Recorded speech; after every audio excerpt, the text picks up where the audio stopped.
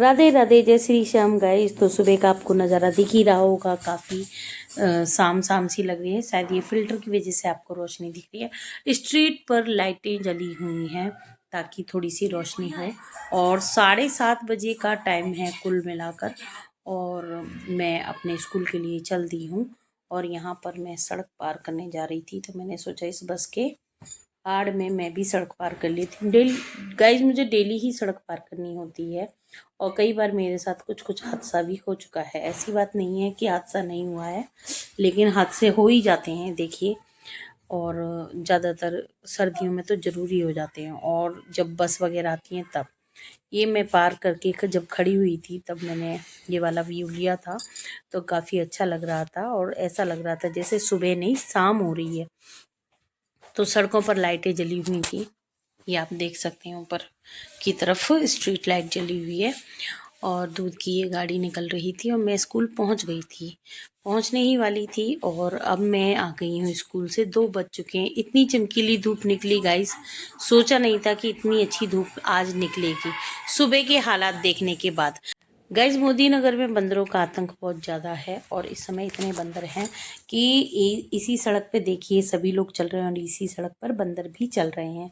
आते जाते आपको नज़र आ ही जाएंगे। देखिए, डर तो लगता है, लेकिन निकलना भी पड़ता है।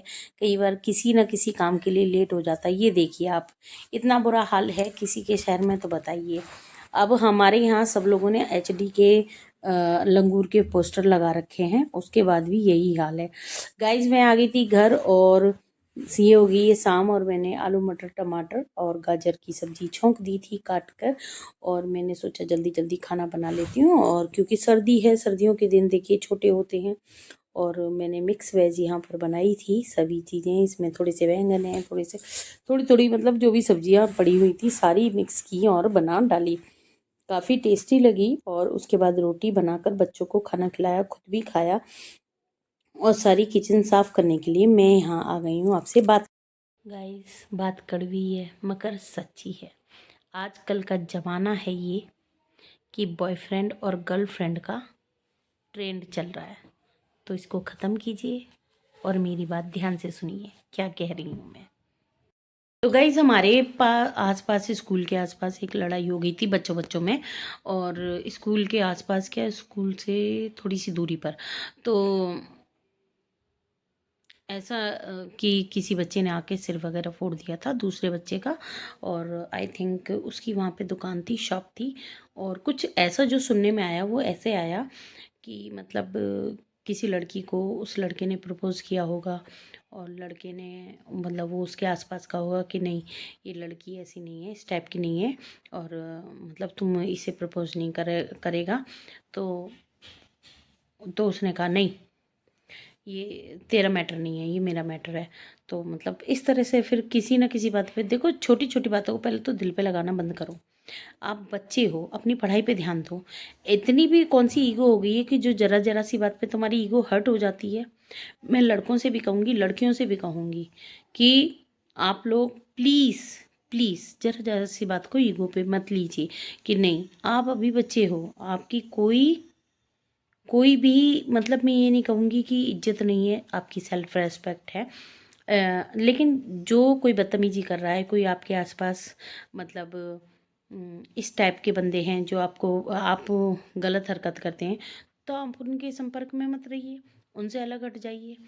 लेकिन इस चीज़ के लिए आप लड़ाई झगड़े करो, किसी का सिर फोड़ दो, कुछ भी हो जाए, तो वो भी गलत है। और प्लीज़ मैं पेरेंट्स से भी यही बात कहूँगी, अगर आपके लड़के हैं तो भी आप उनको कंट्रोल कीजिए। क्योंकि जब ये सिर वगैरह फूट गया था तो वो लड़का शायद पुलिस स्टेशन चला गया था। तो और जिसने मारा था वो हमारे आसपास का ही वो लड़का है। तो अभी थोड़े दिन पहले भी वो किसी लड़ाई में पकड़ा गया था, तब भी उसे पुलिस वालों से छुड़वा के लाए थे उसके पेरेंट्स। मैं नाम नहीं बताऊंगी यहाँ पर। और कल भी उसके पेरेंट्स उसको छुड़ा के लाए, पहले पुलिस ले गई। तो देखिए, पहले तो मैं लड़कियों से कहूँगी, बेटा आप लोग इस टाइप की मत बनो कि आपको अभी से बॉयफ्रेंड गर्लफ्रेंड चाहिए। क्योंकि ये जो लड़ाई हुई थी वो इसी गर्लफ्रेंड बॉयफ्रेंड पर ही थी, ठीक है ना। दूसरी बात, आप पढ़ो, आप पढ़ो और आप पढ़ो, क्योंकि अगर आप पढ़ोगे तो आपके माँ बाप का नाम रोशन होगा, आपके आगे पीछे गाड़ियाँ होंगी, आपका फ्यूचर सिक्योर होगा, आप हमेशा खुश रहेंगे। देखिए, सुख और दुख तो सबके जीवन में आते रहते हैं, लेकिन आप हमेशा खुश रहेंगे। और माँ बाप के आशीर्वाद से बड़ा कोई चीज़ नहीं होती है। माँ बाप का आप आशीर्वाद हमेशा लीजिए। और मैं माँ बाप से भी कहूँगी, हर समय अपने बच्चों को जज मत कीजिए कि हमारा बच्चा सही है। आपका बच्चा सही है और टीचर ने उसे डांट दिया है, तो भी आपको क्या करना है, आपको करना ये है कि नहीं, वो आपके गुरु हैं, आपको डांट सकते हैं। लेकिन मैं ये नहीं कहूँगी, कुछ गुरु ऐसे होते हैं जो ज़्यादा ज़्यादा ही सख्त हो जाते हैं। वो मैं गुरुओं से भी ये कहूँगी कि बच्चों को आप आराम से समझाएं। कुछ गलत कर रहे हैं, चल रहे हैं, तो उन्हें समझाएं। नहीं समझते हैं तो देखो, पेरेंट्स का ज़माना तो है नहीं। क्योंकि मैं अपना ही बता रही हूँ, मैंने पिछले साल एक बच्चे के पेरेंट्स से शिकायत कर दी थी कि भाई ये बच्चा ऐसे ऐसे कर रहा है, तो वो मुझसे लड़के गए थे, तो मुझे अच्छा नहीं लगा। तो वो ज़माना भी नहीं है कि टीचर्स आपको बताएंगे। लेकिन मैं आपसे यही कहूँगी कि पहले के टीचर्स ने ही पेरेंट्स ने ही टीचर्स को छूट दी थी कि जो गुरु कर देगा वही सबसे बड़ा है, ठीक है ना। गुरु की शिकायत को हमेशा सर्वोपरि माना जाता था कि भाई गुरु है, गुरु से डरते भी थे। और आज तो खैर कोई भी बात हो जाती है, खैर माँ बाप के खिलाफ भी बच्चे कंप्लेंट कर देते हैं। हम तो खैर गुरु हैं, हम तो सिर्फ शिक्षक हैं, तो इसीलिए तो बेटा आप कोई ये ज़माना अलग नहीं है। अपनी लड़कियां अपने आसपास ऐसा वातावरण बना के रखें कि हाँ, हम बहुत सख्त हैं, हमारे आसपास आप नहीं भटकेंगे, कोई भी क्या, कोई भी नहीं भटकेगा। अपने माँ बाप का ध्यान रखें, अपना ध्यान रखें, और अपने आप को इतनी सस्ती चीज़ ना बनाएं कि कोई भी आए और वो आपसे कुछ भी कहे और आप हर्ट हो जाएं। हर्ट भी ना हो और प्लस किसी के चक्कर में भी ना आए। अपनी पढ़ाई पे ध्यान दें, अपने आप को सही रखें, अपने आप को स्वस्थ रखें, मस्त रखें, खूब खुश रहिए, खूब खाओ, खूब पियो, खूब खेलो, कहते ना।